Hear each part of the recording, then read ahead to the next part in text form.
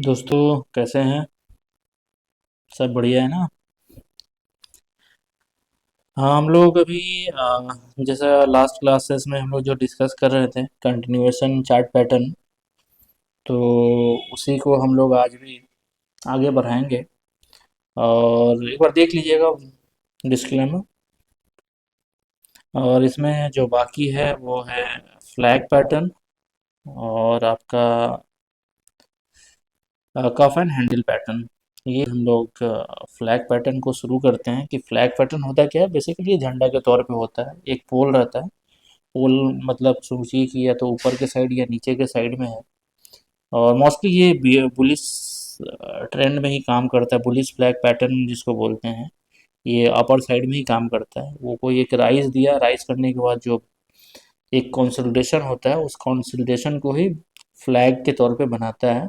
और जब भी वो फ्लैग का ब्रेकआउट आता है तो फिर एक अच्छा मूवमेंट, अच्छा रैली आपको देखने को मिलेगा।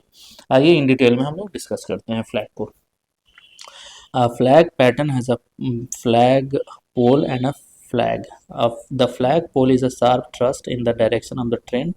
Identifying the flag pole is a critical for the flag pattern. Look for strong and obvious price thrust and consecutive bars, gaps, and strong volume in the same direction.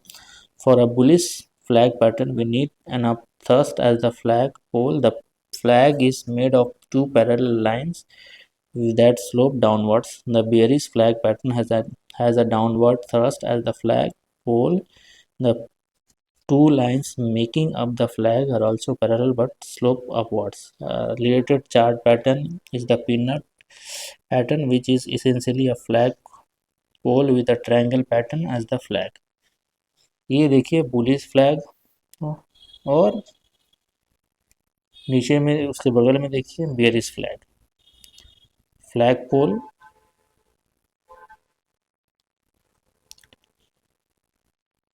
Rules आप देख लीजिए क्या है आपको। Buy on breakout of the bullish flag pattern, sell on breakout below a bearish flag pattern. Volume should decrease as the flag pattern forms and increase with the breakout. The target projection for a flag pattern is different from other chart pattern. Measure the height of the flagpole, then extend it from the lowest point of a bullish flag और the highest point of the bearish flag. देखिए इसमें क्या है ना कि अभी तक तो हम लोग डिस्कस कर रहे थे कि जो ये जो फ्लैग है, फ्लैग के बीच का जो डिफरेंस होगा वही हमारा टारगेट होगा। लेकिन फ्लैग में क्या होता है कि आपको जितना बड़ा पोल होगा, ये सोचो ये पोल है, इतना ही बड़ा आपको टारगेट रखना है।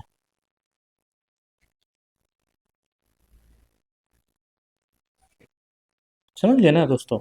हाँ, तो पोल के हिसाब से ही आपका टारगेट बनेगा। और ब्रेकआउट में जस्ट आपको वॉल्यूम चेक करना है थोड़ा कि वॉल्यूम बढ़ा कि नहीं बढ़ा। अगर बढ़ गया, ब्रेकआउट दिया तो ठीक है, आपको अपना पोजीशन, अपना साइजिंग भी कर लेना है और टारगेट आपको रखना है। देखिए यहाँ पे ये भी डेली चार्ट है।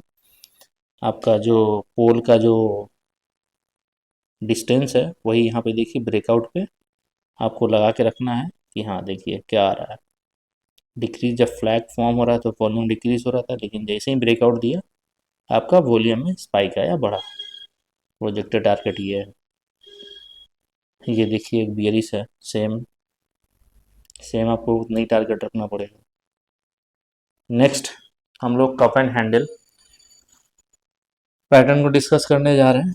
ये बेसिकली कप होता है, कप का जो हैंडल होता है उसी को हैंडल बोलते हैं, कप एंड हैंडल। ये देखिए कप जैसा ही आपका पूरा पैटर्न बनेगा, जिसमें हम लोग चाय पीते हैं ना, वैसे ही cup and handle.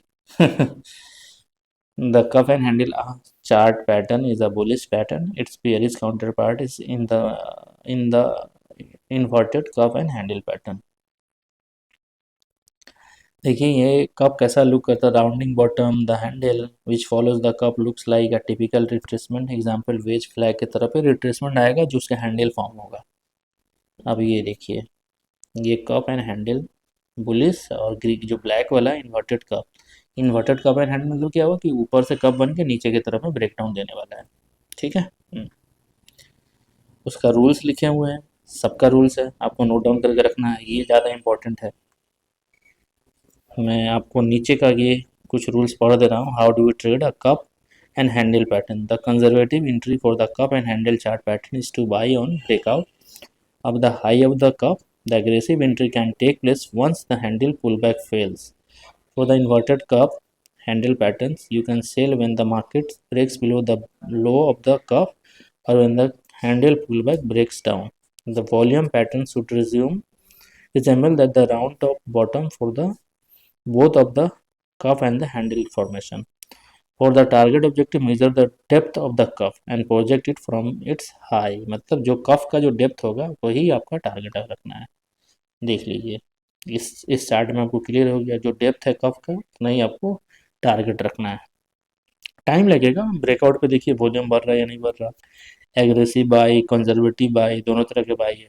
Conservative by हुआ मतलब कि एकदम जो हमारा कप का जो बिगनिंग था उस पॉइंट के ऊपर में जब ब्रेकआउट देगा तो फिर मैं लूँगा. एग्रेसिव बाई मतलब जैसे ही वो देखिए हैंडल का ब्रेकआउट आ रहा है तब वो बाई कर रहे हैं.